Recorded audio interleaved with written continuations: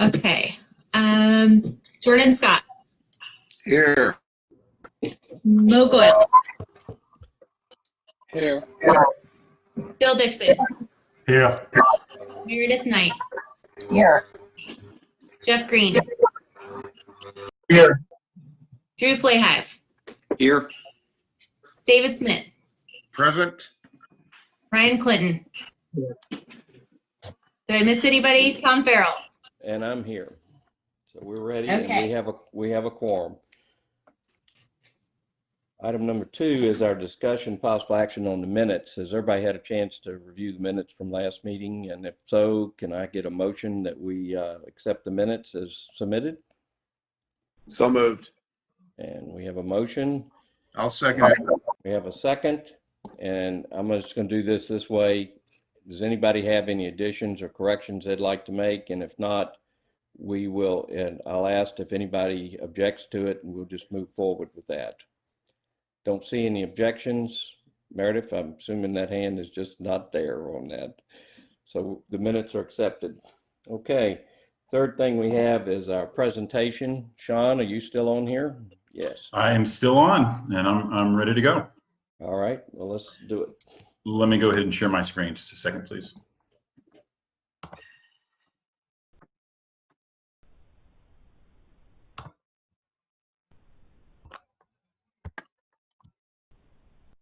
Can everybody see that? Yes. Yes. Very good. So thank you for the opportunity to chat with you guys tonight. I had an opportunity, as is the rest of my team, we had an opportunity to listen in last time, and it was really helpful for us. I wanted to spend tonight just to kind of quickly introduce you to sort of who we are. I think there might be a little bit of confusion about that. And really focus the most of the time on kind of what comprehensive planning is, and the process that we typically follow for that, and have some discussion around a couple of specific points. But we are an urban planning team. We do comprehensive planning, strategic planning, market analysis, downtown planning all over the country. We're based in Austin. We do some land development, but I want to be real clear about that. We have created a food trailer park in East Austin with Hoover's Cooking at one point in time. And then I serve as the president of a nonprofit affordable housing organization in East Austin, where we have built affordable housing. My role and our role on this project is to create a comprehensive plan for the community. This is not our plan. In our previous presentation, we were simply presenting survey results and what the city council wanted to hear, which was an analysis of, if the zoning as it is right now was fully built out, what would that look like fiscally? And then what are some potentially other scenarios? That was not a plan. And anything that we produce for the city, it is not, nor will it ever be our plan. This is the community plan. It's not any one of your individual plans. And that sometimes is challenging to reach some consensus on the greater good for the community. So tonight, we're just going to focus on, what a comprehensive plan is, discuss some of the work that we've actually already done to date, and then kind of get into some of the meeting logistics. But just to be clear, this is a long-term vision. It is focused on policy, long-range goals, and objectives. It's, as I mentioned, it's a plan that's based on the collective community values and visions from Rollingwood. We have, and you guys have talked about this already, and when we first started working with the city, we had actually placed all of these, we had worked with the city to place all of these plans up on the website. We have already read through every single one of these. We have actually created synopses in specific chapters of the comprehensive plan already that pull out the highlights of that. And we're looking forward to sharing that with you, because I think it might save some of you all who are very busy a lot of time. Some of those projects are very intense. We've actually interviewed a couple of the people too that authored some of those reports. So again, how is this comprehensive plan used for your all citizenry Anytime somebody wants to, is thinking about doing something different to their house, or somebody wants to do something different on Bee Cave or another commercial area, the comprehensive plan and the future land use plan, or even the parks and recreation chapter of the plan, it helps the citizens to kind of understand what's the direction the city's going to go. City staff uses the plan to provide their recommendations to Planning Commission and City Council on zoning, land use, and other things related to the comprehensive plan. Planning Commission, this has become somewhat their Bible in a sense. They really use the plan to provide policy recommendation to council, and then council, of course, uses that plan to guide their decisions regarding land use, zoning, development regulations, and other aspects of that plan. So I think this just sort of summarizes some of what the function of a comprehensive plan is. Talked about most of this already. It is not zoning, and one of the things that I heard in our last discussion from you all was, and this is absolutely normal. We see this in every comprehensive plan, that a lot of folks want to go right to the zoning. We need to wait for that. The zoning needs to reflect the comprehensive plan. So there's a lot of, like, the impervious covered aspects, et cetera. It really needs to wait a little bit. We need to start, that's a very granular perspective. We need to start broader and work our way into that. So just in terms of roles and responsibilities, we've kind of broken this up into a couple of different groups, but for you all, the strike force, your role is to provide guidance and feedback to our project team throughout this comprehensive plan process. Review the community input and data. You work with us in city staff in helping to develop and giving feedback to us on goals, objectives, etc. You oversee the overall development. You provide us edits on different chapters, and you serve as an ambassador for this whole process to the community, getting them to engage, asking them to call in or participate on various things.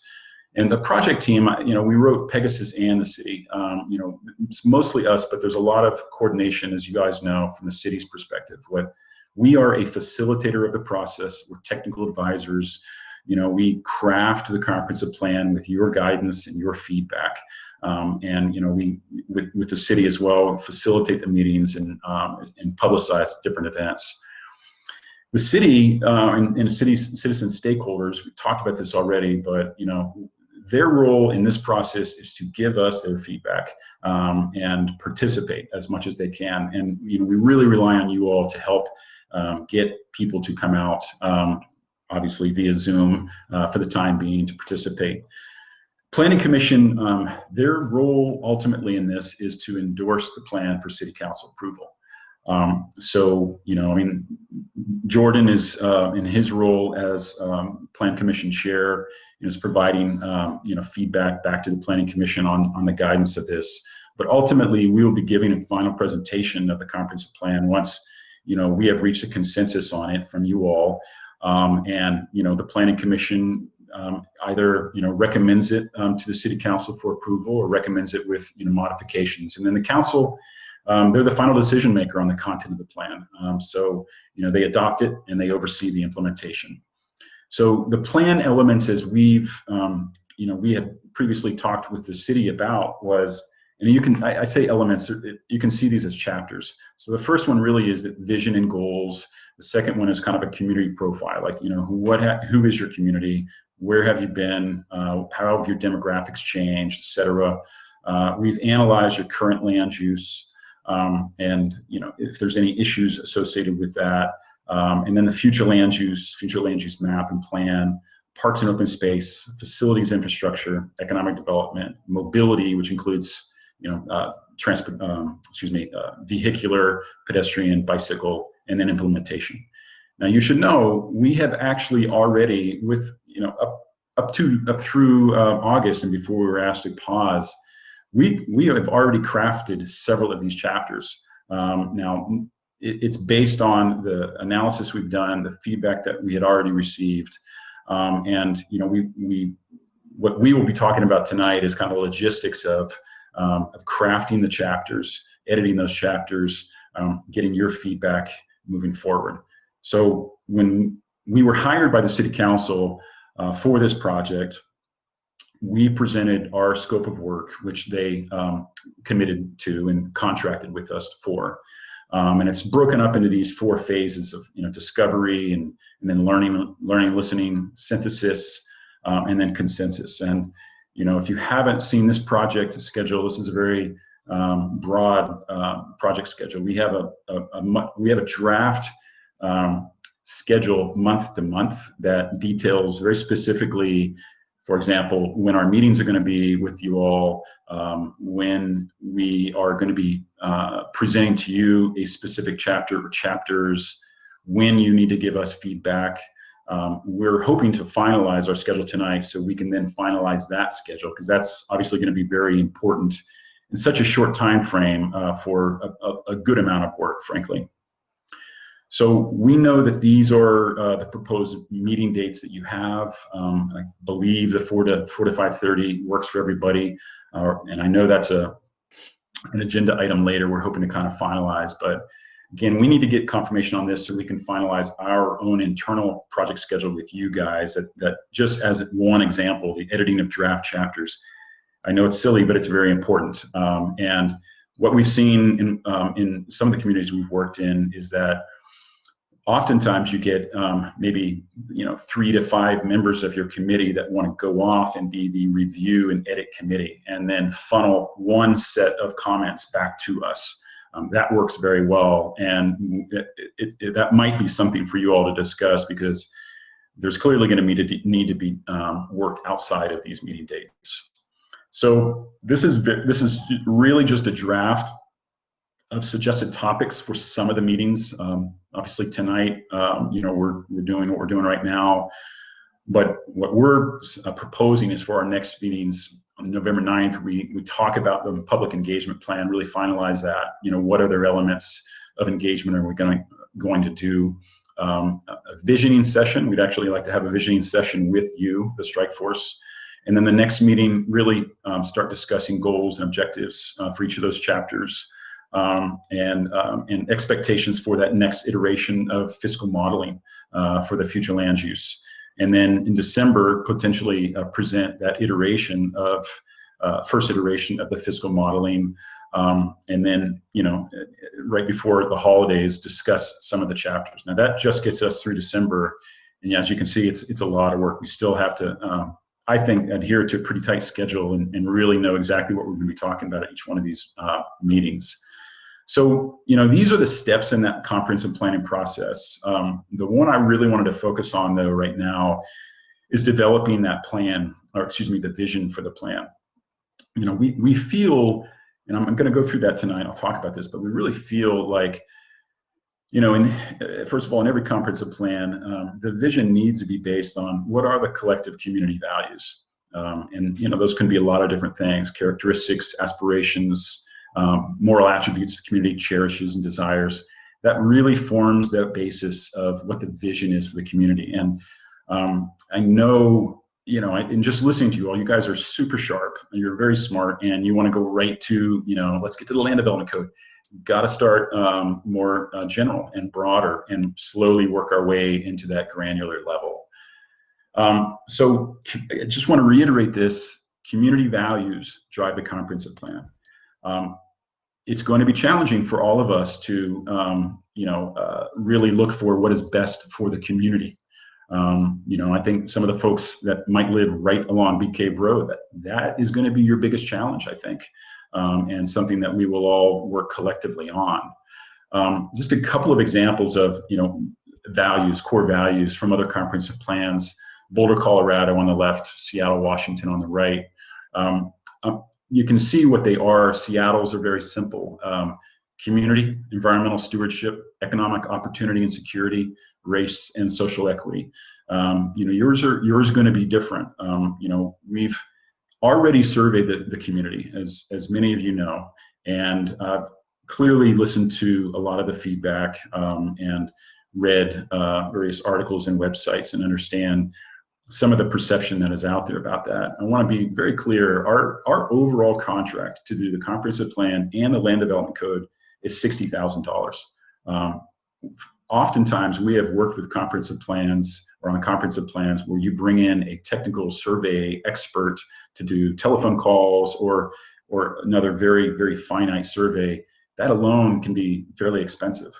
When we survey the community, and when we do this in every comprehensive plan, what we're really trying to get at are those values. And we feel that we have already we already kind of know what some of those are. I know you all are thinking about doing another survey. I'd challenge you to really consider not doing that right now. I really believe that, first of all, the survey, we got a very, very good response from that. I'll come back to this slide, but I just wanted to show you, we had, I'm going to come back to this. So, the survey was open for 2 weeks. There's about 531 households in Rollingwood with like a 95% confidence level. We were really hoping we could kind of get 224 responses, which would be a 42% response rate. We got 270 responses, which is a 50% response rate. So we feel very good about the folks who actually participated in it. And I'll show you a slide a little bit later. I think some of you have seen it in terms of the geographic breakdown of where people responded, where they live. But a lot of the key takeaways we believe are, folks love the location, the school district, the feeling of safety. It's really what residents, by far and above, what they really love about living in Rollingwood. Drainage is seen as the #1 issue, followed by overbuilding of residential properties and increased traffic throughout Rollingwood. That people would like to see commercial options on Bee Cave, and additions of sidewalks in key areas, improved walkability within the community, and improved walkability down to Bee Cave. There's a lot more you can kind of see on this, and this obviously will be made available to you. What we want to say, though, is that there's going to be a point in this comprehensive plan where you guys are going to need to get very specific feedback from the community on a couple of key points. And the elephant in the room is Bee Cave Road, what that looks like. I really do believe that we should wait to do another survey until we're ready to ask a couple of very specific questions that you guys want feedback on. It might be before we finalize the future land use plan. It might be right before we get to the land development code during that time frame. So I just wanted you to think about that. The other part of it is,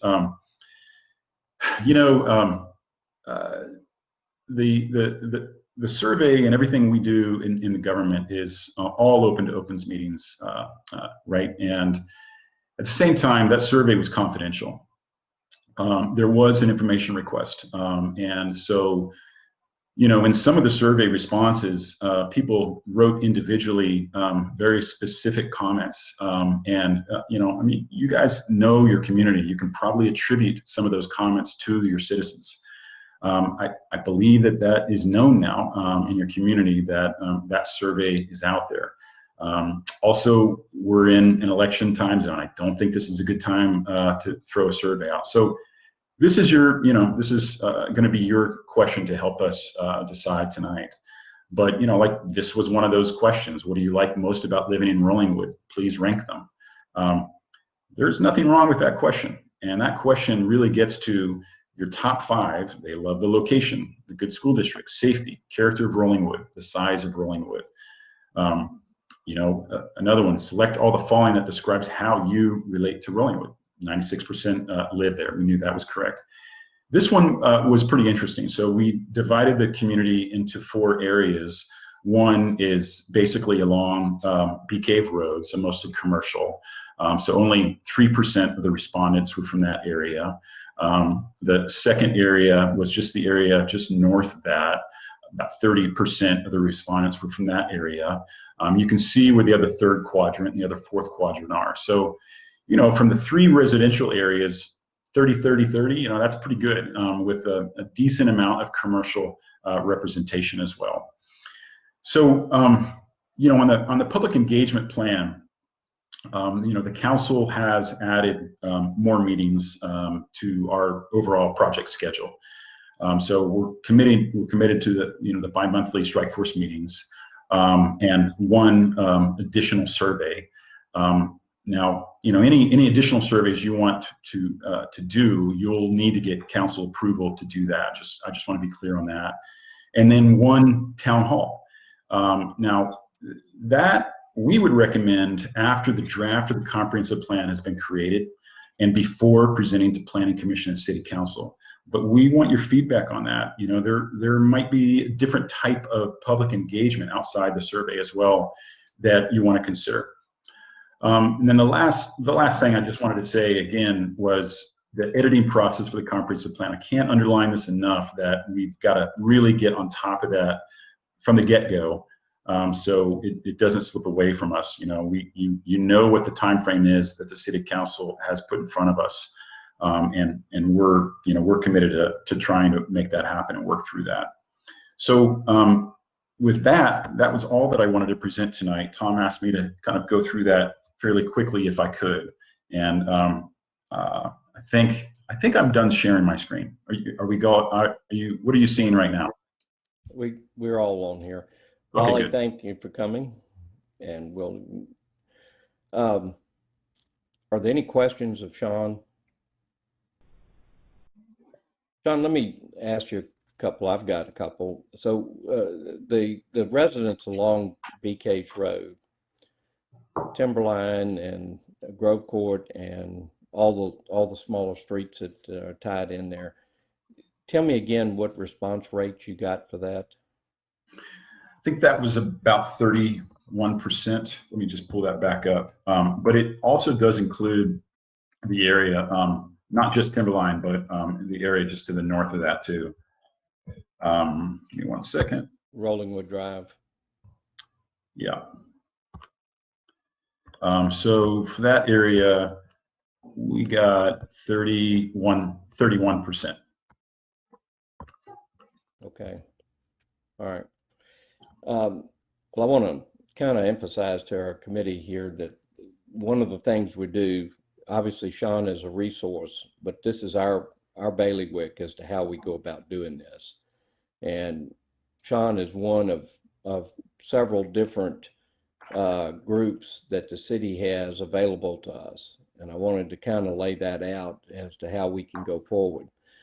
We have available to us, like our new city engineer is Karen Fries, and Karen has done several different studies for the city of Rollingwood, and she's available if we want to have her on here to meet with us to answer any questions about specifically the utilities that we have on that.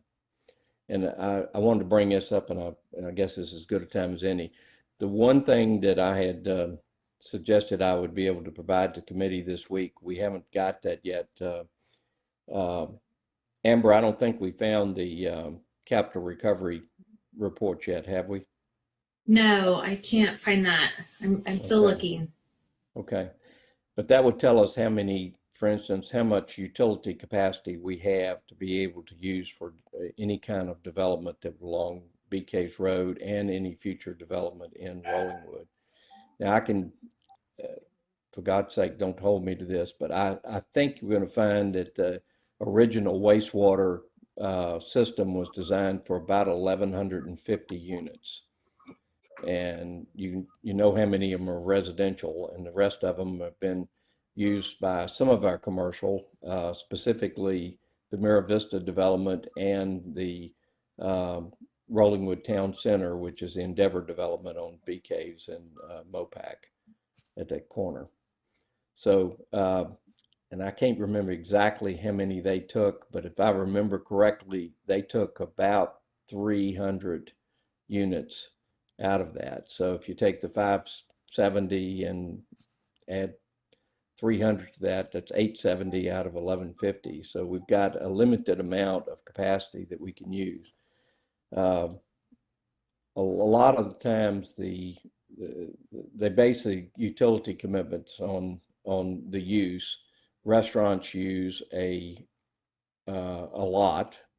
Office buildings don't use as much, but they don't add as much to our revenue stream that we could get. They're not I don't think they're the desired development. If I heard the Sean, from your presentation, one of the comments you got back on your survey was that people wanted to be able to walk to developments along Bee Caves Road and use them. I don't want to speak for you, so if That's correct. that's not right, speak up. So we have enough to do some development, but we don't have enough to do perhaps everything that everybody wants on that. It doesn't mean we can't get them, but that's just what we have our system designed as today on that with the connection. Our limiting factor that we have is on wastewater anyway, is based on how much per hour we can pump to the city of Austin. And so we do have a big holding tank that we can exceed as an insurance policy, but we don't have the ability right now without redoing our deal with the city of Austin and locating another connection spot that would enable us to have unlimited wastewater. So we are limited somewhat in that factor. So, and as soon as we're able to locate that report, I'll make sure everybody gets a copy of it, because I think that's very pertinent to what we can do and what the city can do on that. Ryan, let me ask you, Sean, one other question I wanted to ask. I know that's been up. So we don't know how many households did the survey, because some households may have done husband and wife or even children that they have there of age. So we don't know how many actually houses we reached. Is that correct? I don't believe that is correct. I need to verify that with my project manager and get back to you, but I believe it is actually number of households, but I'll get back to you about that. Okay, all right. So any other questions of Sean? Anybody has? Okay, great. Well, Sean's a resource, but this is our bailiwick as to how we go about doing this. And we're going to be doing it. There's a lot of different ways we could do it. Sean's outlined a way. We can do it by having, if y'all would like, any of the city's resources we have is available to us. We have our bond counselors, we have the city engineer, we have our city attorney, if we get into that, about legalities of any kind of land use that we recommend, and how we would go about it, because implementation, I think, is just as well. Now, Sean, most of the comprehensive plans that I've been involved with don't really go into where the money is coming from directly. That's up to the city council and how they raise the money to do whatever they want to do. Our job is, just put it simply, is to find out what our community wants and relay that information into a report to the city. That's a real simple analysis, but I think that's what I've considered my charge to be. I would say that's correct. In the implementation chapter, we will be getting into some of that as well. In the infrastructure chapter, we've already started writing about that in terms of what the costs are. We had previously seen what the bond council had prepared, and what that tax rate is going to look like for the citizenry if they want to just fund all 30 million with a property tax increase. And just based on the feedback I heard last time, it seems like we're going to have to look at some other options. I really want to emphasize, though, that it's a little early to get into that discussion. We have to start.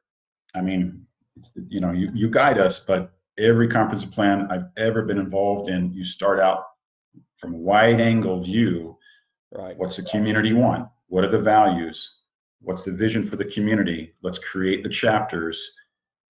Parks, recreation. What's our goal, and what are our policies for that? Future land use. What's our goal, and what are our policies for that? When we get into future land use, that's when, because the council has asked us to do fiscal analysis, and that is one of the things that we do very well. So we will, be doing a couple of iterations and scenarios of what's the fiscal analysis of Bee Cave Road. We've done so much work behind the scenes, guys. We'd love to start sharing some of that with you. For example, just as an example, We've done a cross-sectional view of Bee Cave Road from Timberline Drive over to Trader Joe's to look at what the different elevations are along Bee Cave Road. I think that is very good information to share for you, from you. I think there's a little bit of misunderstanding of the different elevations there. So again, I just want to challenge you, start broad and then work granular. Okay. Any other questions of Sean? Okay. Let me just ask our committee, is there any kind of the city's resources that I mentioned before that y'all would like to hear from? Because I can schedule them and we'll try to make them as brief as we can.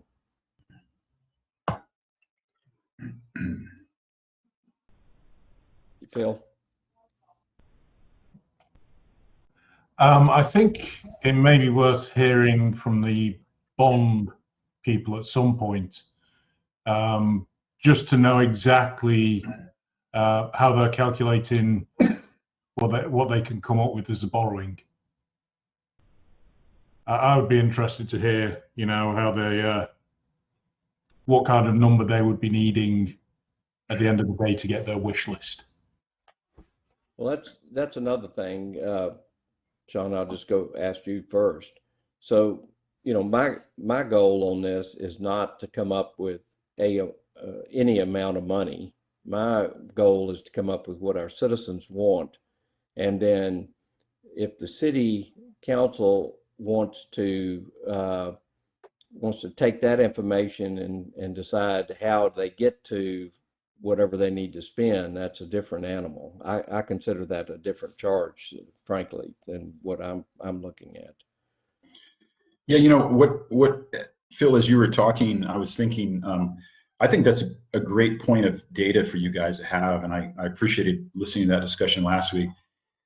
I really feel though that information, like I could actually see a workshop where the bond council is part of a discussion with Pegasus, where we're kind of doing a back and forth on the fiscal analysis and listening to the bond council at the same time, because all of that information is very much about the future land use plan. The future land use plan is, probably about 3 chapters away. And as you kind of look at our overall project schedule, if you bring in the bond council, for example, next week or at our next meeting, it's going to throw the vision and the values discussion and chapter off, and it's going to throw our entire schedule off. And I hope you guys had a chance to maybe review the presentation, kind of look at that schedule, because it's important to kind of understand where things are going to fall in, if that makes sense.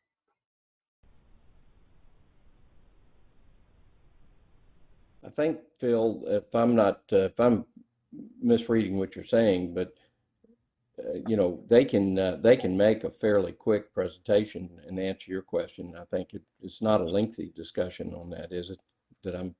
No, I think it's clearly not something we need tomorrow, but at some point, as we're going through all of this exercise and seeing what the community wants, ultimately what the community from a 50,000 foot level, if the council has about a bunch of money that it needs to raise to pay for certain things, maybe it comes through the comprehensive plan and some things that we discover, or it ultimately comes down to the property tax. And just having as a resident, having an understanding as to what the entire options are to get the money that they're requiring is something I personally would be interested in, to see what options have been explored, and where that stands. Does that mean that the tax rates are going to move substantially or not? Sure. Now we can make arrangements for that. I think that would be I don't think that would be a lengthy discussion, but I think it's if you'd like to hear that, I think we can arrange that. But equally with Sean, I don't want to throw it in and mix up the pot. Let's do it down the road, a few weeks, a month or two down the road, when we got more traction on this. Well, my personal schedule was to try to have a survey of some type out, before December or in first week or so in December, and then not expected back until to July, to June, January rather, on that. And I don't know if that kind of messes up any schedule. Again, this is something that I think we as a committee, we can utilize Sean's data, and I'd like to utilize what the city's already paid for. And Sean, can you share your data with us as much as possible? Absolutely. We'll send you the original survey and all of those questions, and our presentation that has all of the results for each of those questions. Okay. All right. Any other questions of Sean? I had one of Sean. So as you do these around the country or in other cities, where is a group like this normally brought in the process? Because it kind of feels like there might be some disconnect on that in hearing your presentation and the amount of work that's done versus, I think, collectively, where some of us think that the process sits. Is this Right. this done in a normal? Is there a normal? Is this done in kind of the normal sequencing to try to square away kind of what we're doing over the next couple months? But you're asking, just to be clear, you're asking when a group like ours would be brought into this kind of a process? No, when a group like the others on the screen here are brought into this type of process, and Gotcha. and like So, this idea of trying to form exactly what the comprehensive plan is, and right. and the work that you've done to date, is that normally how it's sequenced? Is it done in a different order? Just trying to get a sense of that. Sure. And just kind of hearing some of, I think, the things that you're trying to convey here is around timing and your work done. Yeah, Drew, I appreciate that question. That's a good question. Normally, there is a committee formed right in the beginning of the process, and this project, the council committed to our scope of work and contract and project schedule, where we were going to use the Planning Commission as the sounding board. There was an interest in having a short time frame on the project, knowing that there are a lot of capital costs. They wanted to kind of get a feel for that, and basically our entire community input process was approved, and then there was some commotion, I'll just call it that, after our first presentation, and the council, rightfully so, I'm not pointing fingers or anything, they pushed a pause button and then decided to change that process and create the Strike Force Committee. So I have not been involved in a process that's, I'll just call it a little disjuncted like this. And so you all and me, we're sort of kind of playing this, you can't see my hands, we're playing this catch up a little bit with each other. So I think that's actually a really good question, Drew, because like I said, we've created 3 chapters already, and I'm a big fan of not throwing the baby out with the bathwater. And I'd love to be able to. I mean, if you guys want to start from scratch, that's going to be. We will not finish on time. I can guarantee you that. I feel like, so I'm glad. Tom and I had a really long conversation today. I feel like he and I are kind of on the same page, and we're partners in this. I see our team as a partner with you guys, and so I think the question of the survey is a really important question for us to decide tonight, hopefully. And I'm trying to calibrate to get on the same page with you guys, and at the same time trying to educate you all and calibrate you so we're all on the same page. Well, did that answer your question, Drew? Yeah, I think you said it well at the end. I think a lot we're all here because it obviously wasn't too terribly well received, and I think the council figured out that there needs to be more input. Mm-hmm. So I think there's been a ton of work put into the ground, but I think that's kind of the disconnect when we hear like all of a sudden we got to run and do this, that, and the other.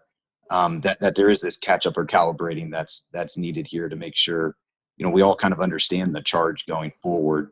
because I do again, not being too terribly involved on the onset, but it does feel like, the council did say, yes, I do need to make a pause. Let's maybe try to do this how most cities would have done it the first time around, which is a group like this working with you sooner, not later. Is that a fair for everyone, or at least that's what I had in my mind? Yep. Well, we definitely are starting at a different spot than I think any of us would have preferred to start at.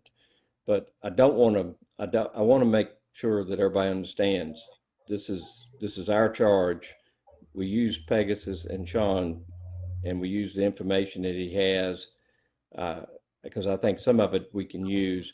Any additional thing that we need to do, even if we just say, look, we're going to start from a fresh page, we could, but I think we'd be wise to use the data that's already been used where we can, where we feel comfortable with doing that, Drew. And I think then I totally agree with that, Tom. I'm not saying anything different than that. I totally agree with that. Yeah, good. As an example, if I may, Tom, just expand on that.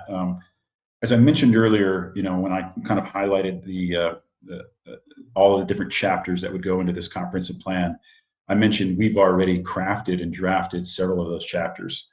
The first two chapters, the vision, community profile, and current land use, as well as the parks and open space and facilities and infrastructure chapters, those are almost complete, if you will, without the policies. So we're waiting for you all to help us craft those policies. But the information that's in there is basic background information you guys should be looking at right now. So I would personally love to be able to send you those chapters and recognize they are very much in draft format. But I think that all of that background information is going to be so valuable for you guys.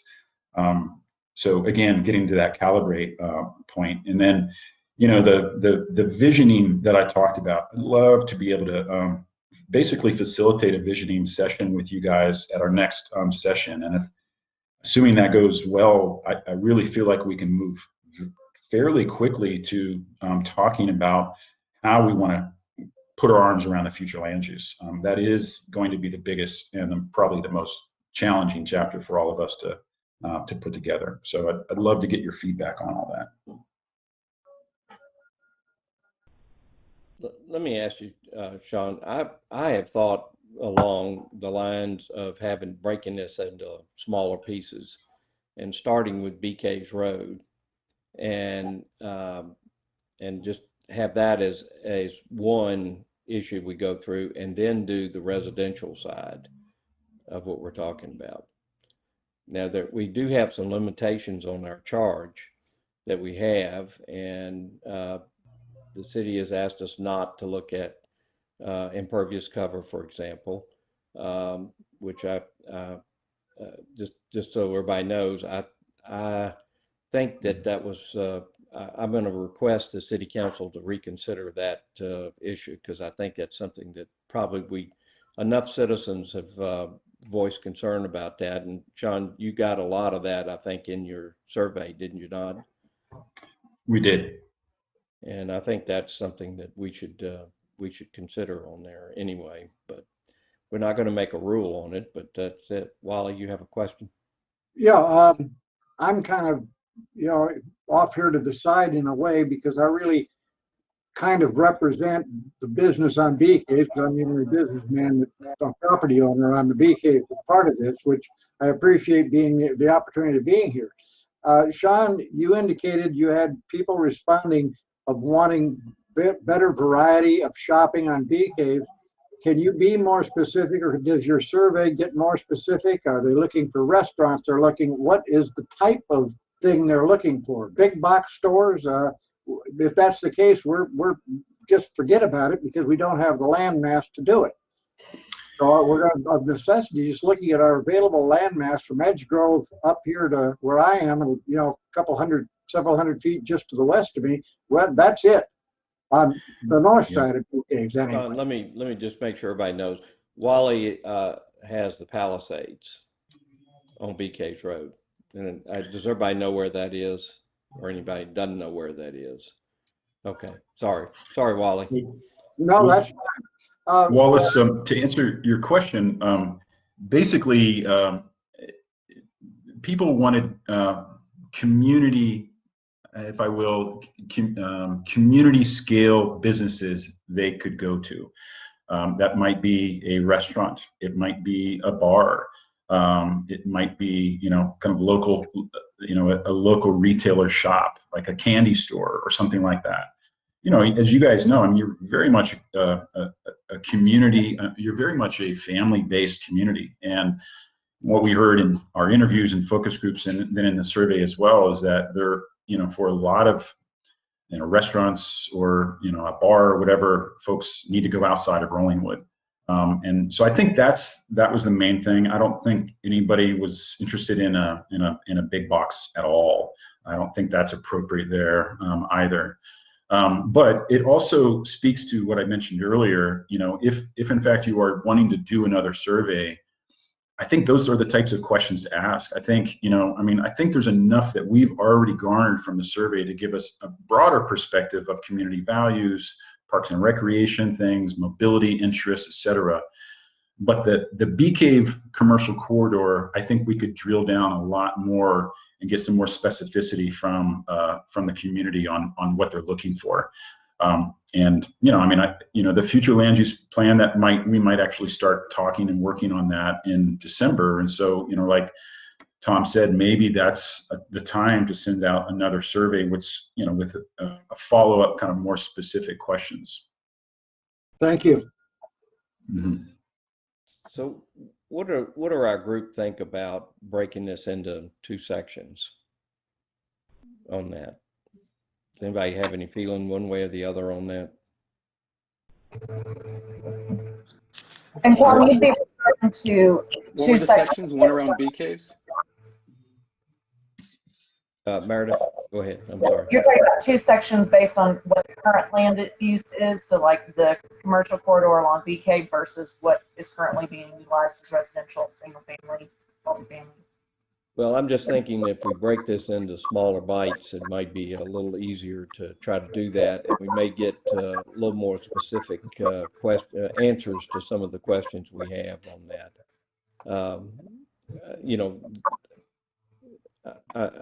I think that the residential is reasonably, there's only a handful of issues that's going to come up on that. Bee caves is going to be a lot more complicated, and I think that's where a lot of our effort will be spent on trying to do that. And then we put them together. I'm not just saying we have 2 reports. It'll be just taking it at a bite at a time to do that. So, and Bill, you had a great idea about a comment about complicated issues, and we take out all the things that we're not going to be dealing with and try to minimize what we are going to be dealing with. And I thought that was a good thought to try to do on this. And that's seems like to me that that if we tackle bee caves first, that's going to be the biggest thing. And I could see how we could end up with 1 survey, but breaking it into 2 sections to where people can get as specific as they can on the answers and what we have. So, Ryan?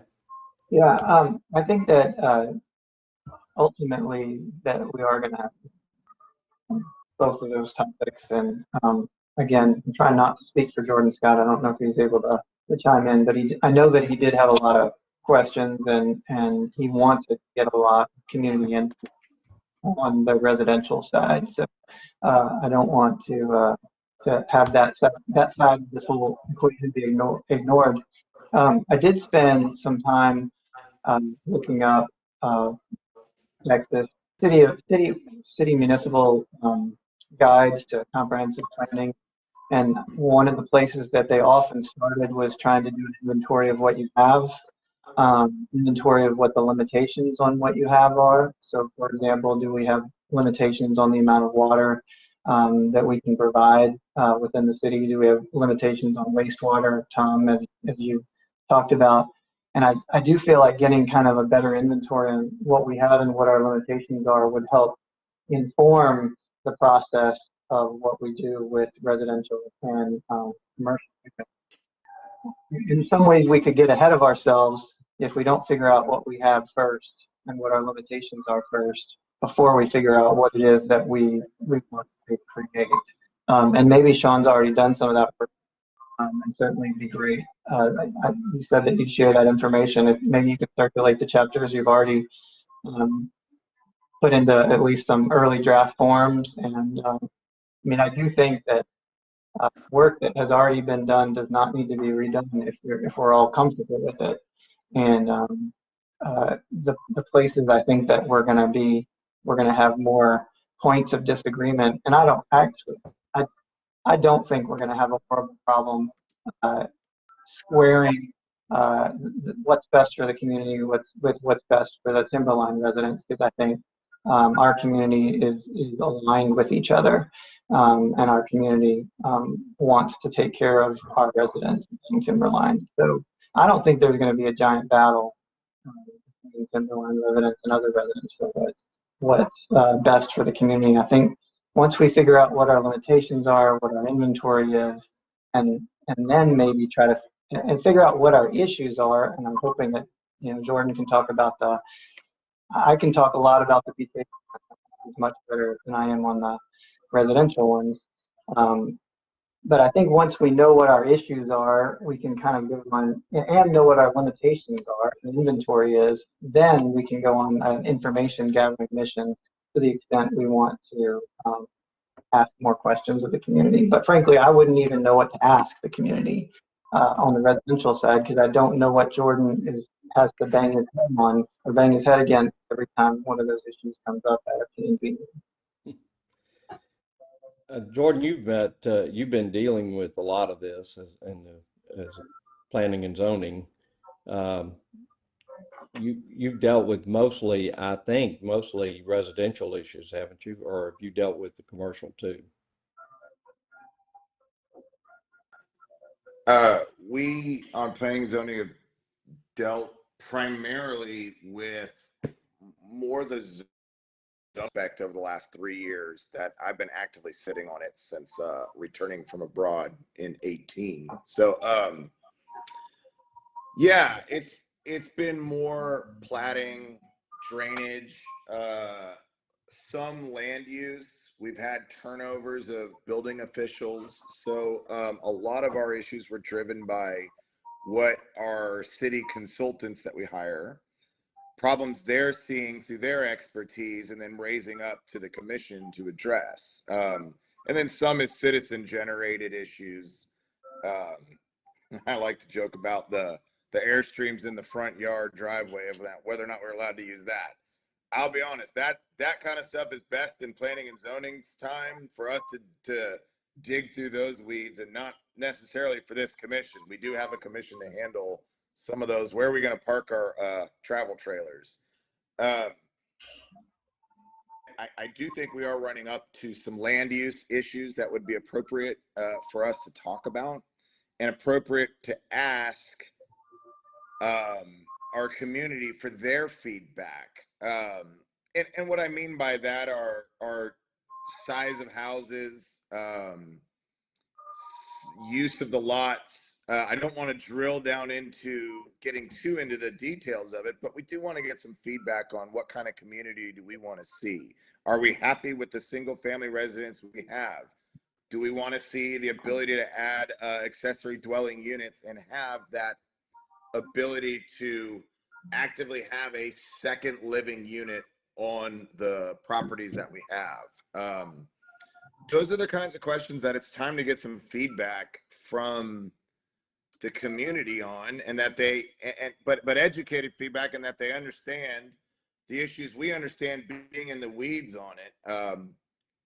If we can get those kinds of things out there and get them asked, and at least get some initial feedback on it, that'll help this commission and planning and zoning as we try to get a plan going forward.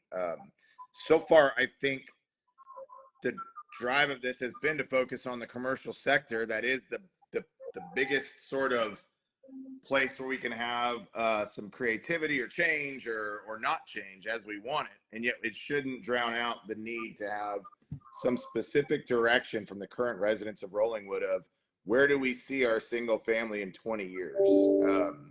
So if we can get that answered, that'd be awesome, and really help this commission and future commissions align so we're not all over the place over the years as people on the commission change.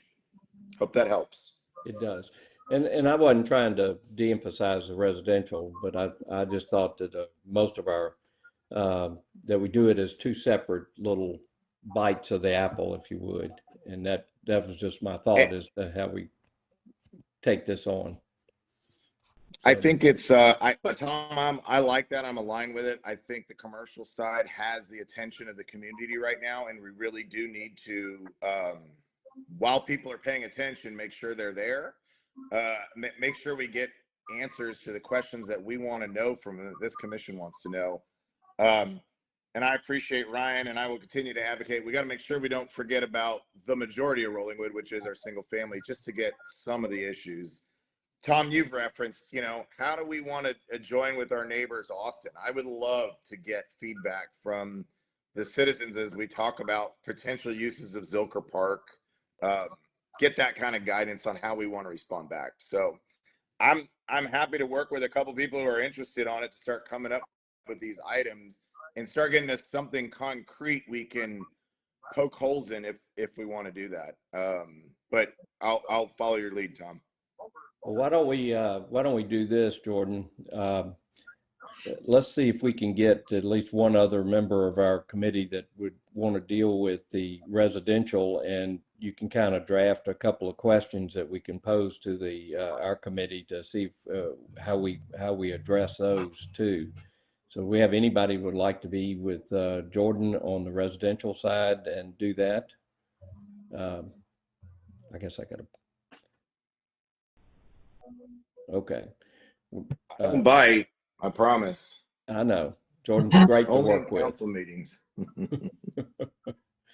We'll get you somebody, and I'll help also on that.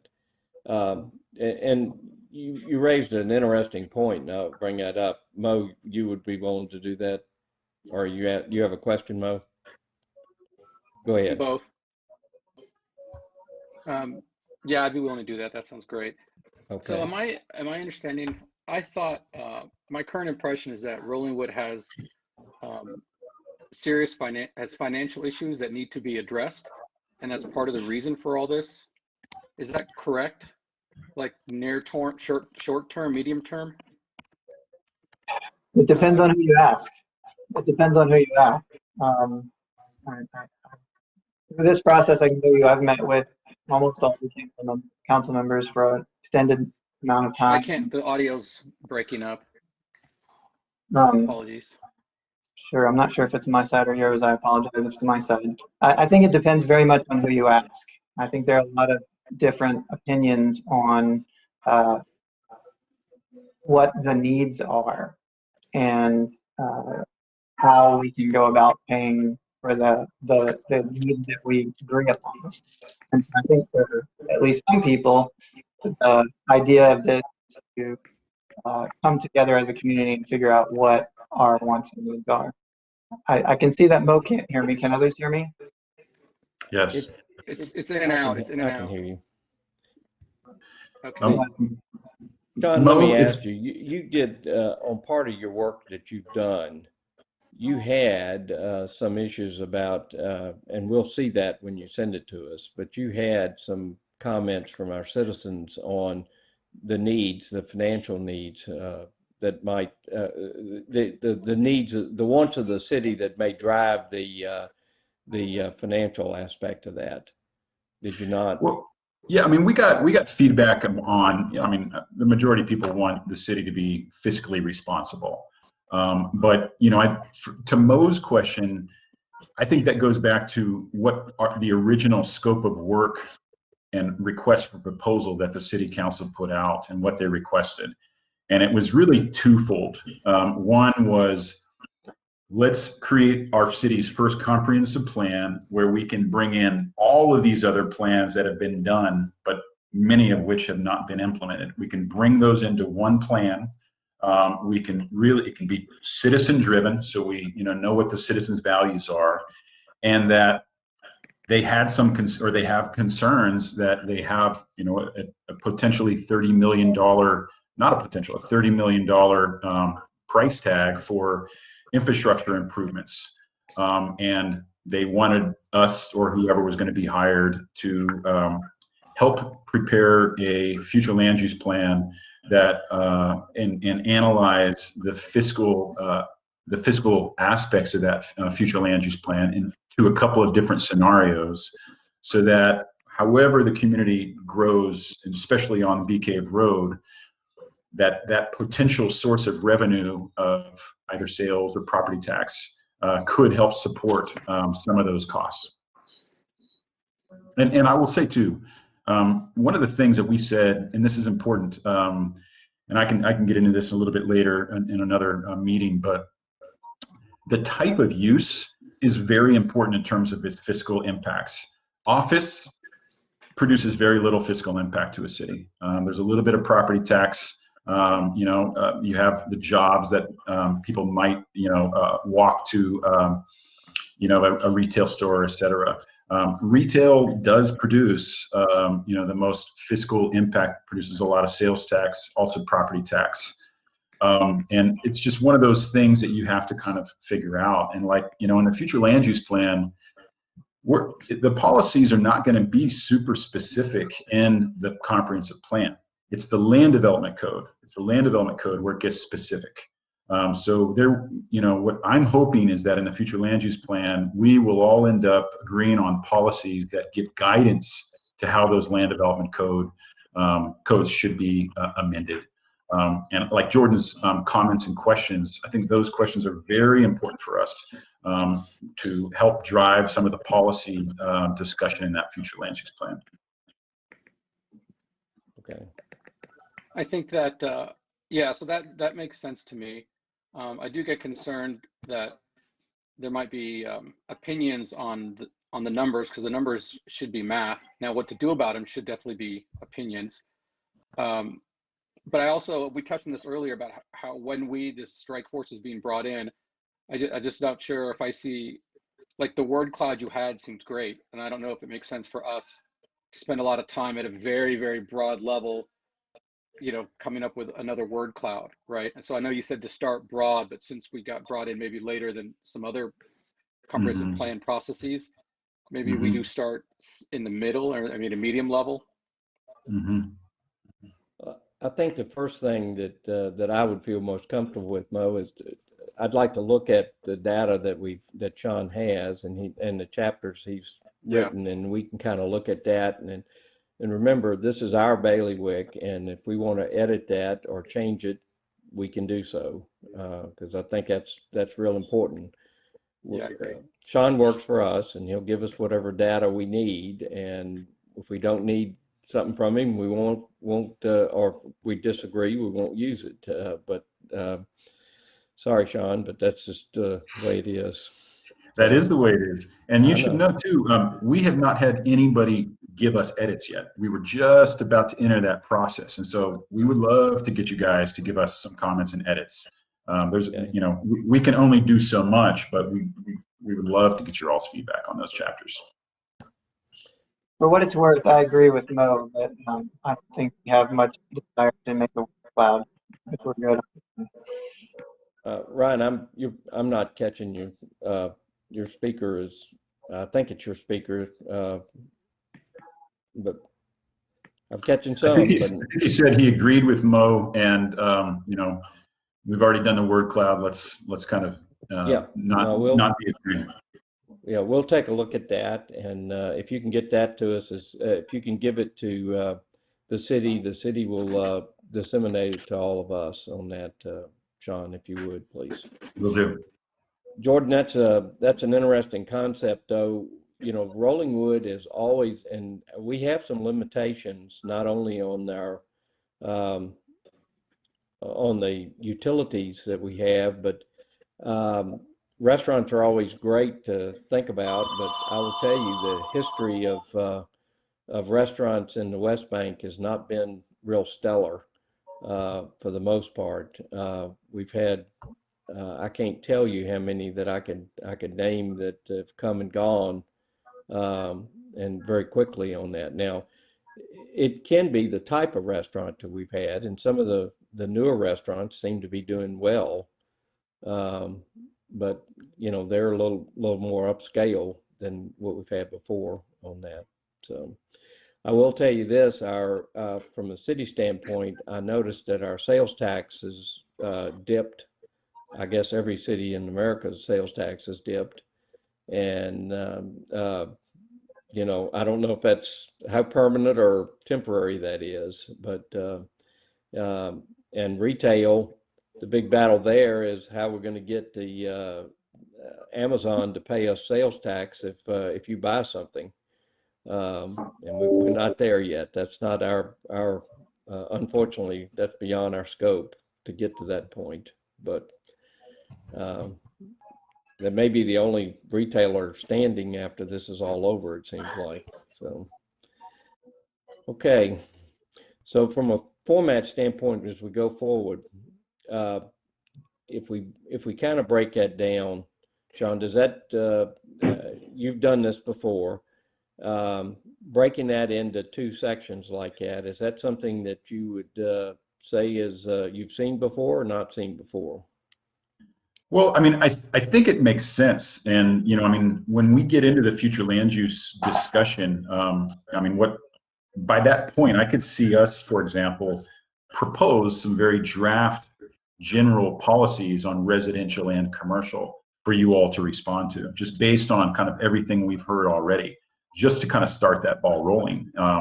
And, if you then need to kind of separate that out, I think that makes a lot of sense. Okay. So on the residential, we have a subcommittee made.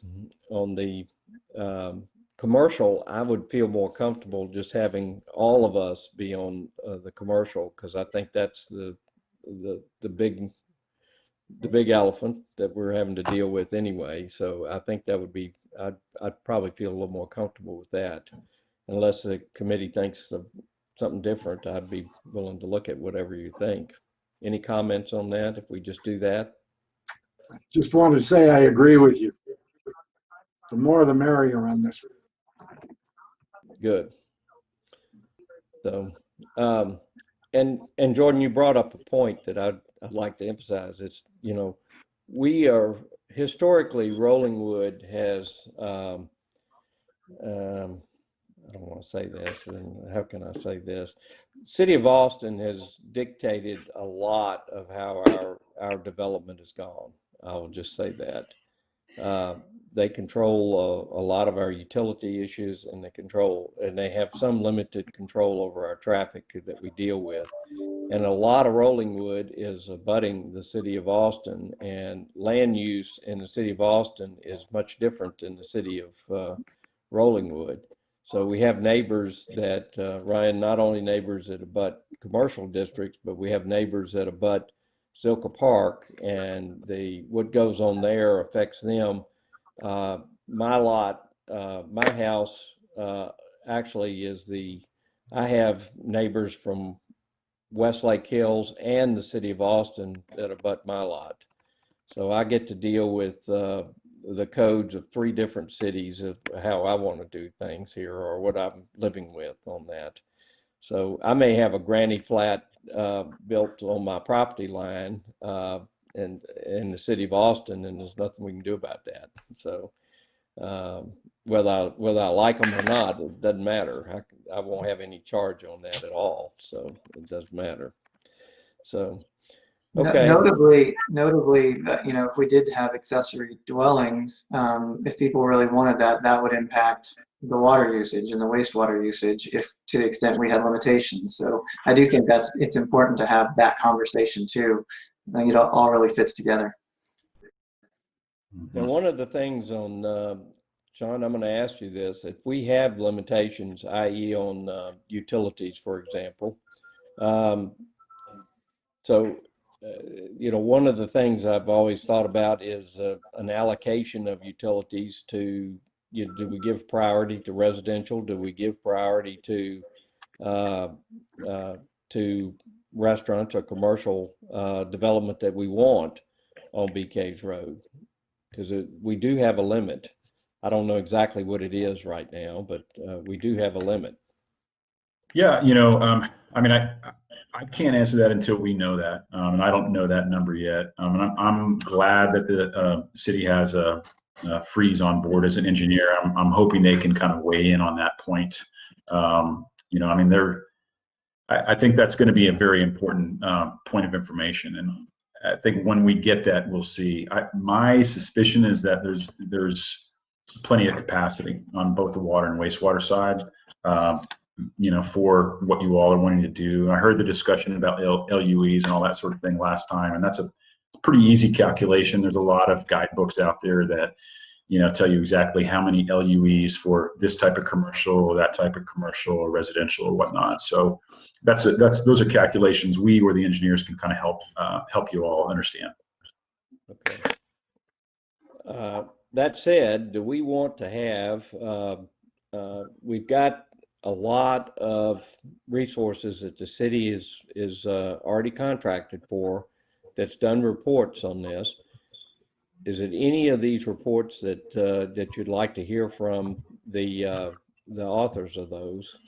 Karen Freeze, I know, would be willing to make a presentation. Phil, you've already asked for bond people, and I'll make sure that we get them scheduled sometime or another on that. And I think that's a good thing to have. But we've got a lot of others. If anybody, Ryan.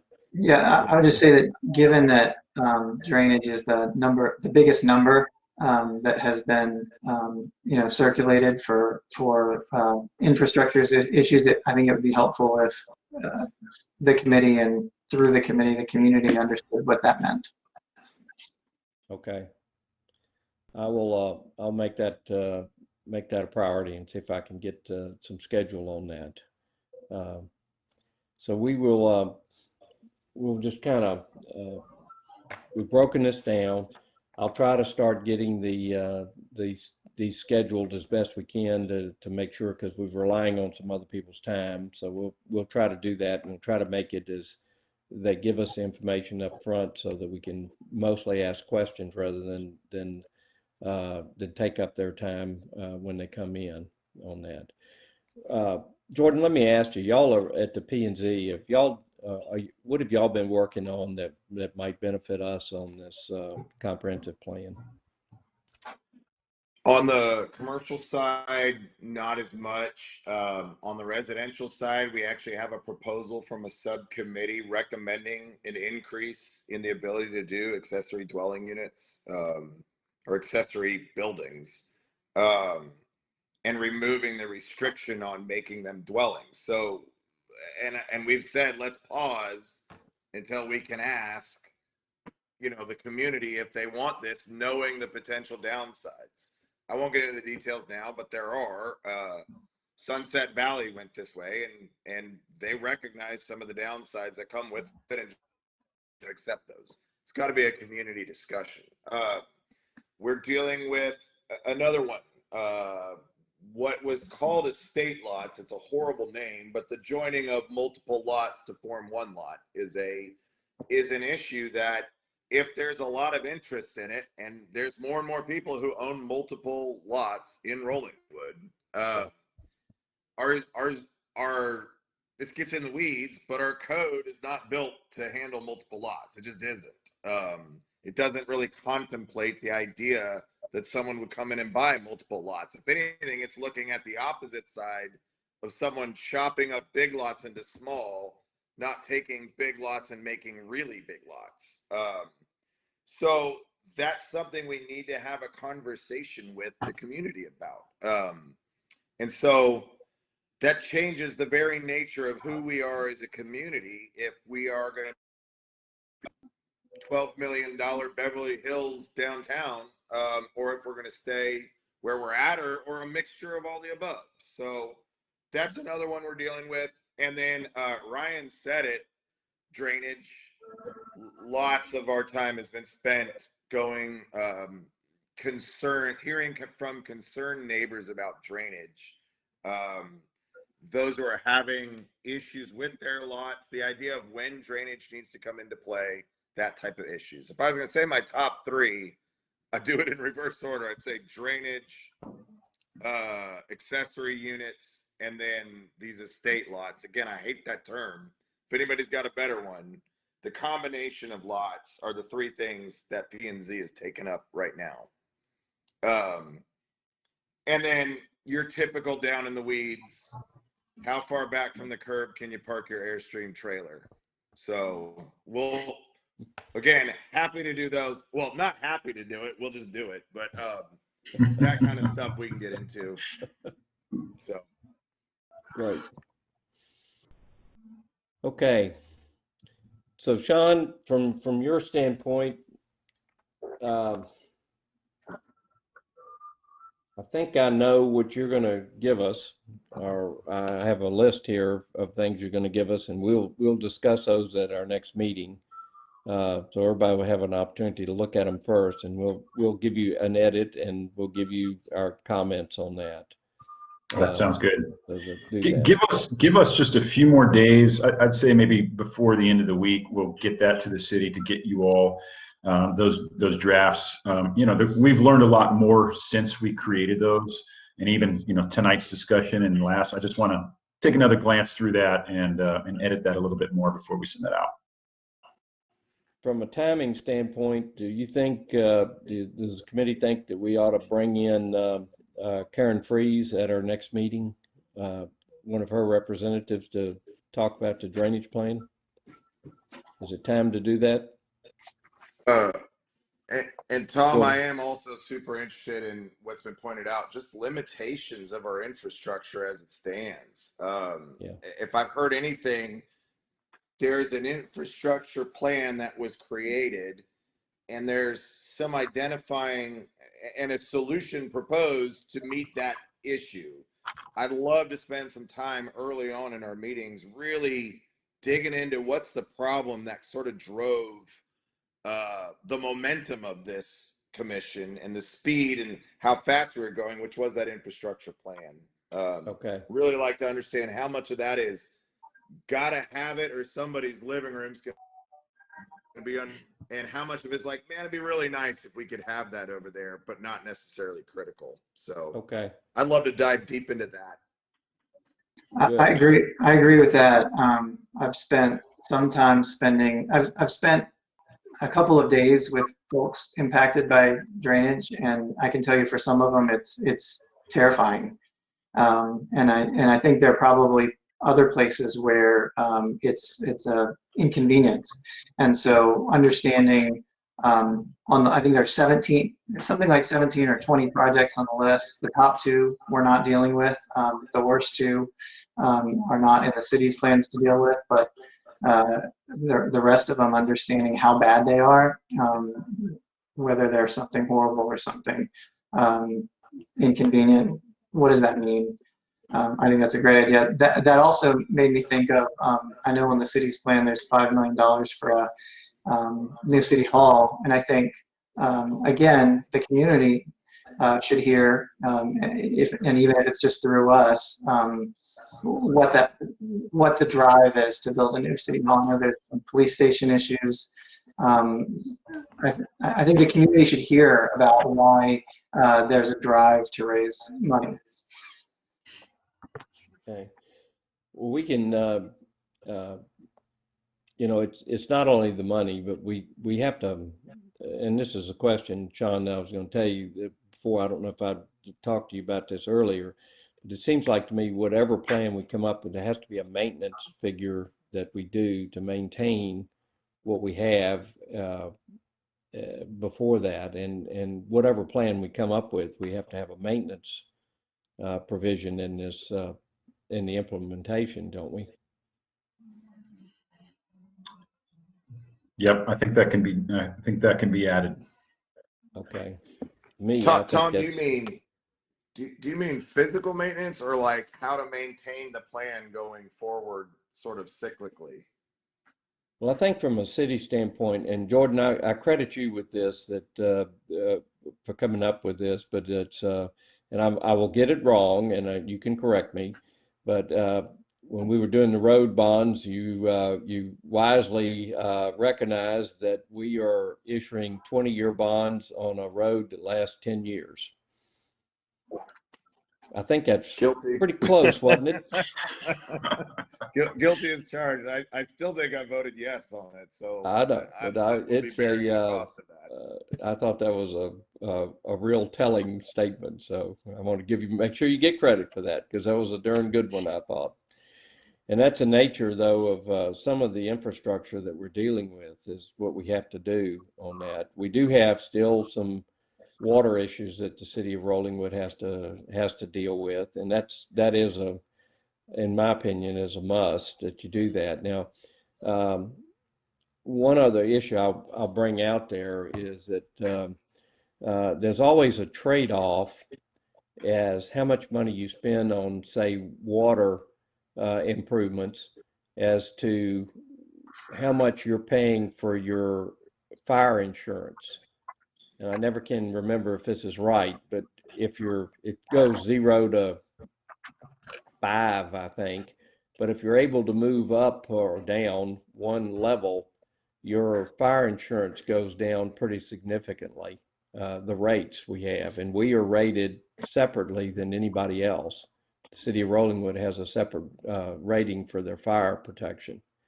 So sometimes spending a little money on a water system saves our citizen monies, just from a standpoint of what they ultimately end up out of pocket on that. So, okay. Tom, I wanted to just mention one quick thing on how to pay for various things. There are other, and Phil, I think you were the one on the last session was kind of drilling down on, like, is really going for a bond or increasing tax rates the only way to do it. Are there other options like public improvement districts, tax increment finance districts, tax increment reinvestment zones? All of those are more geared towards commercial activity. But for example, you could easily create a whole TIF, PID, or TERS along Bee Cave Road, right. and then you assess basically a special tax to any of the commercial, Wallace, don't kill me here, any of the potential commercial development that's going to occur there. So you may be able to, as an example, I'm not promoting this, and this is not my plan. I want to be clear, it's not my plan. But you could, for example, create a community scale mixed use or retail area there, allowing for some new development in certain areas, potentially address the drainage on the creek back there, and maybe even create a trail system down to Ladybird Lake. That could all actually be funded through a PID, TERS, or TIF. That's very possible. Just wanted to mention that. And Phil, going back to your request on the bond guys, they will go over that, the different options we have about doing that. We've actually looked at a TIF before, the city has. There was some issue that caused us not to do that, and I don't recall exactly what it was, but it's been a long time ago, and the rules on that change, and for some reason it seems to me that when we did RCDC, there was an issue about whether we could do that or not at the time. Now that's many legislative sessions ago, and they change the rules every time. So we may be, that would be a worthwhile discussion to talk to our bond people about on that, because that is those are good mechanisms to raise capital on that for the city. So now, one of the other things that we've done and that's possible to do is, if we have a commercial development, the commercial development can provide part of the trail monies. The city of Austin charges a park fee for every commercial development. Well, I guess it's residential too, a subdivision. They charge a park fee that they put into the park fund, and that could be used for the trails or whatever you have on there. So that's just another thought. So, I think one of the things that I'm hearing from Jordan and Ryan and a few others, and it's just getting my mind going, is, you know, the timing of what these needs or wants and understanding. Is it kind of tomorrow? Is it yesterday? Or is it 5 years down the road? yeah. Let's fully understand what that timeline is, and then we can attack I think that understanding that may be a precursor to actually going looking at the other stuff. Okay. And we can get that from Karen Freeze too, because they've done the majority of those reports, other than the I think the city had Amber, I believe the city had a somebody do a needs assessment on the city hall building, didn't they? They did, yes. Okay. Yeah, I remember seeing that sometime or another. Could you make that available to everybody also? Because that's a fairly big number of the total that we're talking about. Sure. All the reports should be available at that link. I think I pasted it in your packet. Okay. And it should be called Facility Needs Assessment or Spatial Needs Assessment, something like that. Well, I tried to read as many of those reports as I could over the last week, but it's a bunch of them on that. Okay. It helped me get to bed at night. I'll say that much. It helped me sleep a lot. So thank you for that, Amber. Appreciate you getting these out. Ryan, you had a question? Yeah, that reminded me. In the freeze report, which I do agree is an excellent thing to read late at night. It mentions potential sources for matching funds, or state and federal funds, and I think it would be helpful if we understood what the chances of getting funds are, what those numbers would look like. Are we talking about tens of thousands of dollars? Are we talking about millions of dollars? What are the realities there? When talking to a council member this week, we were talking about the electronic monitors or water monitors, which are on the list for $2 million, and that council member thought that we had a wastewater fund that could potentially pay for those things. So I do wonder if maybe we could ask for what are the sources of funding for the things that are being in that 30 million, because we keep on, I mean, I know that there was I've seen at least one analysis of bonding the entire 30 million, but it seems like we have other sources. Even if we decided we wanted all of those things tomorrow, to Phil's point, we don't know. Let's say we decided we wanted everything and we wanted it tomorrow. What are the sources for funding these things? And Tom, that may be a longer conversation that you have with the various experts, but I think it would be helpful for us. It sounds like to me that it would be prudent. The big number that we have, I think, Freeze and Associates is probably somebody that we should bring up early, because if we have limitations, we need to kind of recognize those as we go forward with this. And it doesn't do any good to submit a survey and find out what our wants are if we can't do it. So that would seem to me to be one of the first ones we probably ought to bring in. So, does anybody disagree with that if I try to schedule them early on this next session we have? John, you're going to tell me something on that, aren't you? No. Oh, okay, I thought you were raising it. Okay. Well, I think we have a way to go forward, and I will certainly bring them in. And it could, any other questions that come up that you think about during the time, if you'll just email. Now, Ashley's going to be gone for a few days, isn't she, Amber? Amber? Well, if you can if you can send them to. I'm sorry about that. Oh, no problem. What would you like me to send out, Tom? No. Amber, I was asking if anybody has any other questions, how should they submit them to you or to Ashley? Because Ashley's going to be gone for a few days, isn't she? She'll be back tomorrow, but if you want to Oh. go ahead and copy us both, because we tag team quite frequently. So yeah, just copy us both and we'll make sure we get them to the appropriate place. Great.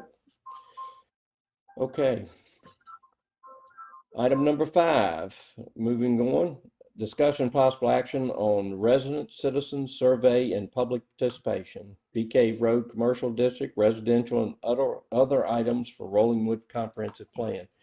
We've kind of covered a lot of that, but the citizen and the public participation is something that that I would like to really emphasize in this. And I'm not sure that, I know we do have this going out on our water bill that's going out. And so that will be a way to do it. It is on the website. This next week, I'm going to send a postcard to each of our residents, just advising them of our meetings and asking them to participate on that. If you have anybody that you would like that thinks would be interested in this, please advise them to participate on it, because I think as we go forward, I think that would be very useful to know what our citizens are thinking as we proceed along. So any other thoughts anybody have about how we can get our citizens to participate a little stronger on this? Sean, y'all got, you've got some data there, and from 200 and X households or people, we're not sure yet, but you'll let me know on that. And, you know, I would have hoped that we got a stronger participation even on that survey that went out.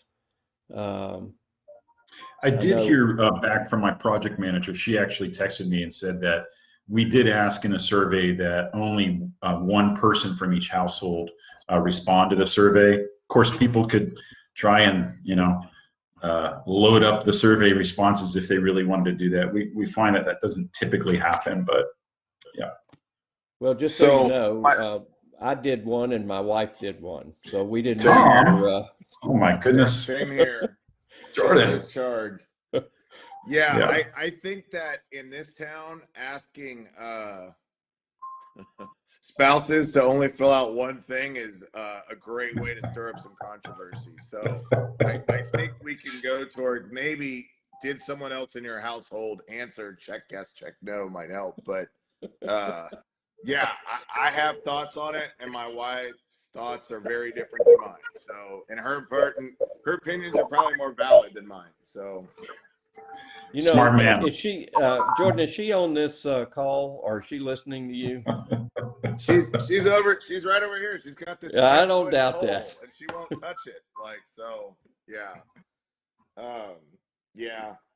Well, for the record, my wife is not listening to this, but somebody is, and somebody will tell her if I say something inappropriate or wrong that she thinks is wrong. So I get it comes back on me regardless.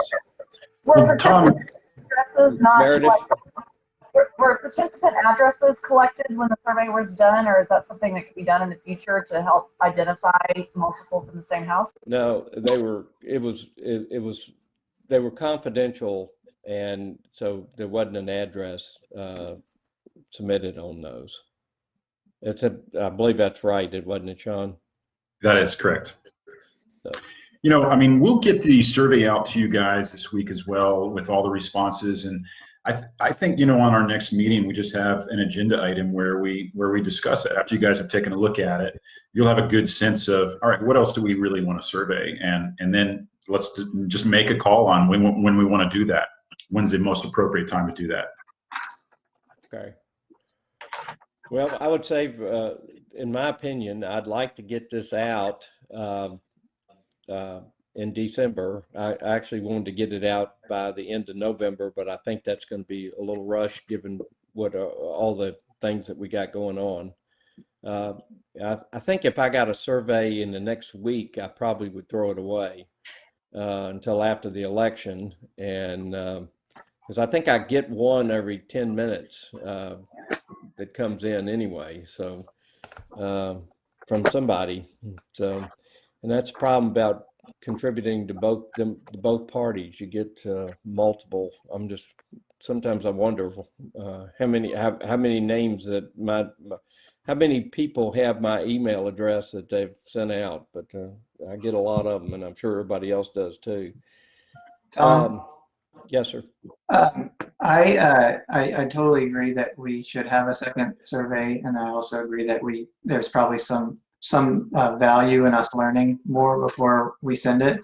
I do want to mention that in door knocking, that one of the things I discovered is that our older residents had no idea that the survey even happened. And I don't know whether that's they're not getting text messages or they're not checking email.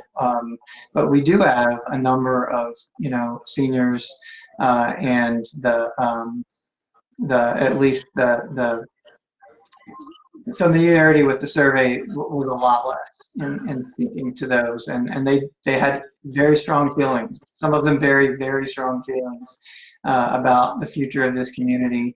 And so I don't know. I do think we need to figure out a way to expand the footprint of our communications so that we can make sure everybody gets it. I mean, I'm fine. I will go drop off envelopes on 100 doorsteps if we have to. I do think it's important that we try to reach everybody so that we can get as much information as we can from the community. I also wanted to reiterate, this idea of something like a town hall, a virtual town hall. I think that would be a very interesting way to engage people at some point in the comprehensive plan. We typically see those town halls when you have kind of a draft of the comprehensive plan and mostly what are the policies and the future land use plan, and give the community something to react to. And that can be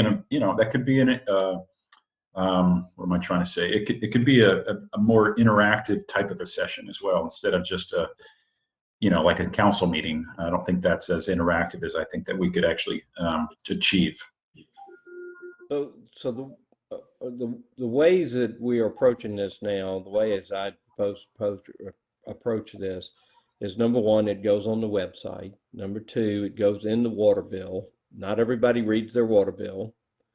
I will get it in the paper, and I'm sending out a postcard.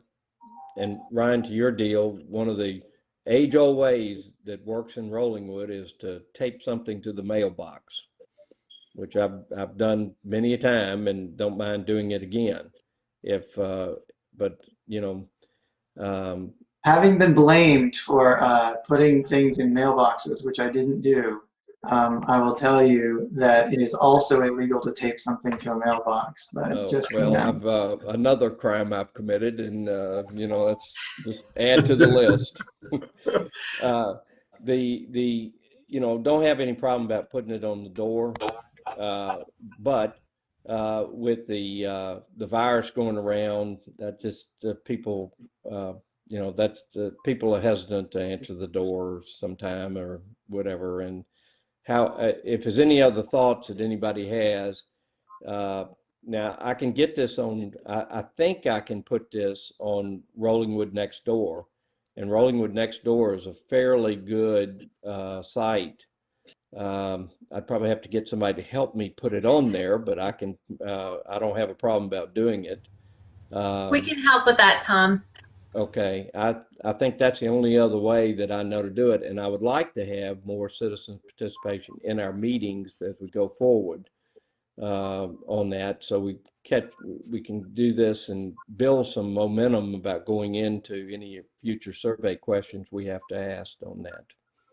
So, is there a way we can get the phone numbers and blast out a phone message? There, we have a Blackboard Connect, don't we, Amber? But that is limited. Yes.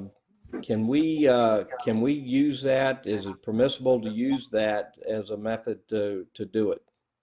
It would be for this instance, yes. We can do that. Okay, good call, Phil.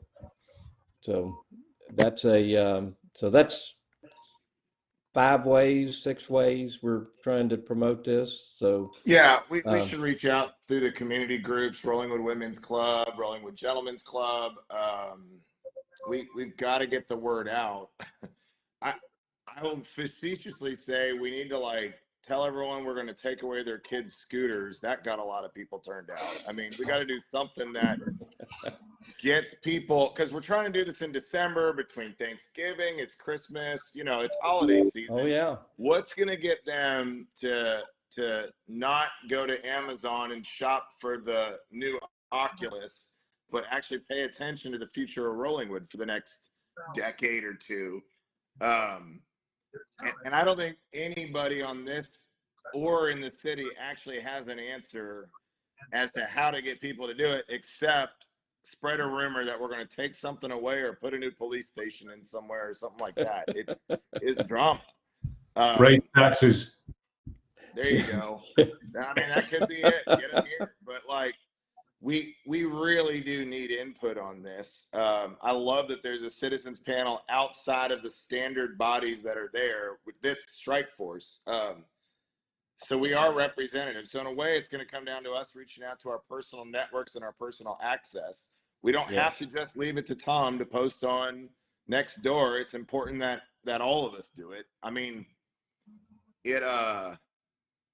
I'm bummed, Meredith, that you're the only woman in Rollingwood on this committee right now. I know we have someone else who's gone, but we definitely need to make sure that we are engaging all constituents. yes.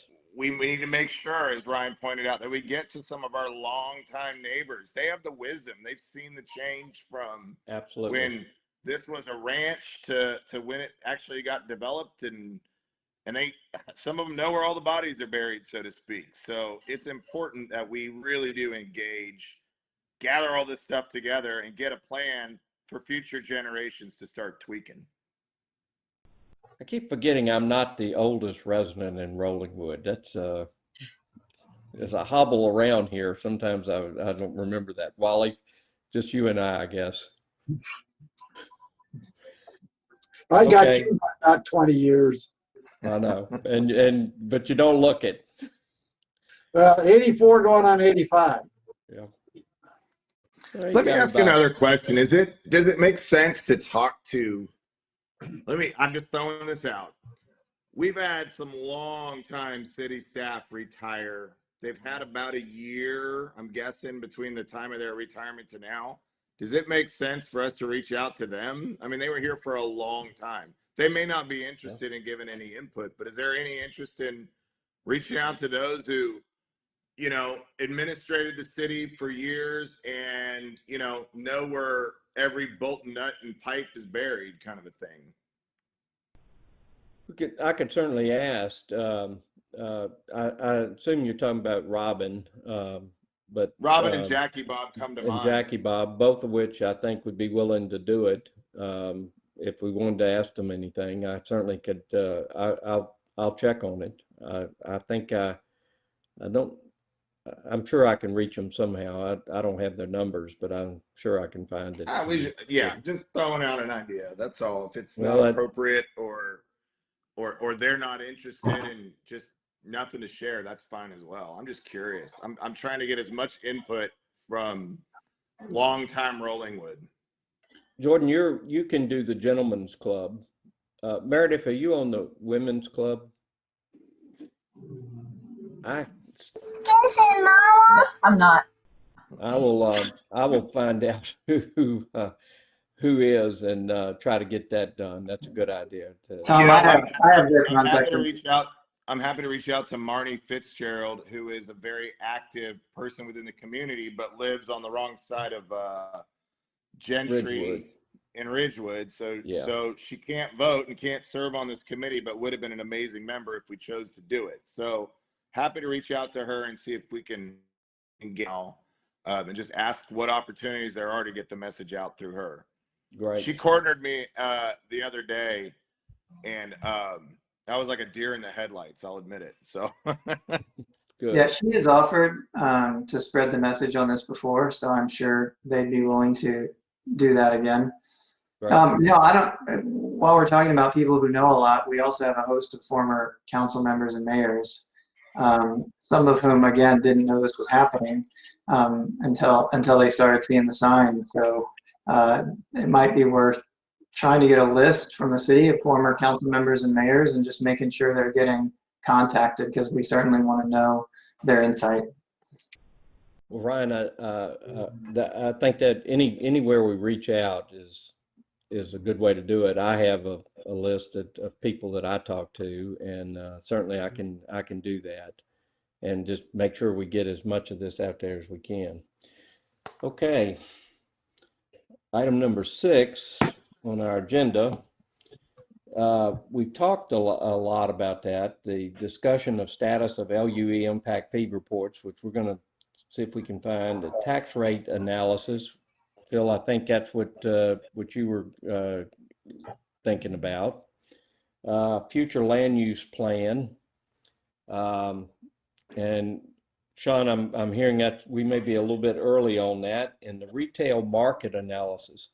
Now, I want to reach out to the Westlake Chamber of Commerce, because they've done some research on new businesses in the West Bank, not specifically Rollingwood, but they have done that on the West Bank, and that could be of use to us to see about that.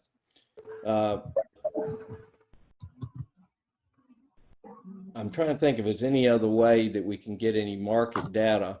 Yeah, Tom, the city actually engaged the retail coach, I think less than a couple of years ago, to do a retail leakage study, which it's a pretty good study with a lot of very specific recommendations. I know that's one of the other reports that Amber's made available. We have that. Mm-hmm. And I was just thinking of additional sources that we might be able to mine to get any data on that. Mm-hmm. So any other thoughts? If you come up with something, just let me know, and I'll try to get it for us on that. So item 7, I've got our next meeting on November the 9th. Is that good for everybody? Or is it not good for anybody? I don't see any hands raised, so we're good for the 9th. Amber, do we have any citizens wishing to communicate with us? We don't. And Tom, did y'all take action on the minutes, or did we just jump in the presentation? No, we took we did approve the minutes. Okay, thank you so much. I don't recall who made the motion and who seconded it. No worries. We can go back and find that out. Good. Thank you. But we did that. Anything else anybody wants to try to bring up or want us to try to get a report on? Jordan? Oh, I was just gonna say thank you to Councilmember Hunley for our awesome Strike Force hats. I hope everybody got theirs in their mailbox. Oh yeah. What? Happy Are to you help serious? out. Yeah. Sean, you didn't get one. I did not get one. Oh, that is fantastic. We got to get you one. Yeah, I'll put mine on too. That's a new one. And just say two quick things. And sorry if I'm on a soapbox here, but Councilmember Hunley is an amazing member of council for a couple of years. I got to work with her on the dais and then off through P&Z. And she's going through her son is having heart surgery this week down in Houston. Yes. And so it's one of those that in the middle of all this business, the reality of life still goes on for a lot of our people in Rollingwood. And so if we have a moment to say, hey, thanks for the hat, looking forward to serving and wishing you the best, it'd be great to reach out. And I'll also say, having lived here since 2008, we got a great council. right now. We really do. It's one of the things that I'm so excited about is sometimes it just takes years to right people sitting in the chairs that can handle an issue of this magnitude. And so I really do have a lot of respect for every single person sitting on council. And that's why this is such a great opportunity for us to give them something. They will read it. Whatever report we're going to give them, they will read it. They're going to ask us questions. We'll probably get emails at 3 a.m. type stuff. Really a good setup. And I think we want to try and take advantage of that, Tom. And I appreciate Absolutely. you pushing this thing forward so we don't let grass grow, so to speak. So Right. that's all. Off my soapbox. I agree. Thank you very much, Jordan. Wally, let me ask you, as we close on this, anything that you would like to kind of leave us with on BK's Road, since you're our BK Road property owner? One is that I feel responsible for representing a lot of folks along B Caves Road that I haven't had a chance to talk to. So I'm going to make a reach out to them and see if they'd like to join us in the meeting and be a part of this, at least as listening, as part of the people who are going to be responsible for carrying out plans when plans get developed. Excuse me. Yes, I also got my hat, and I do wear it, not indoors. But I enjoy being on this committee because, as I mentioned, I'm kind of long in the tooth, but I don't intend to quit anytime soon. So you're going to be stuck with me on B Caves Road for a while more. Wally, I can't.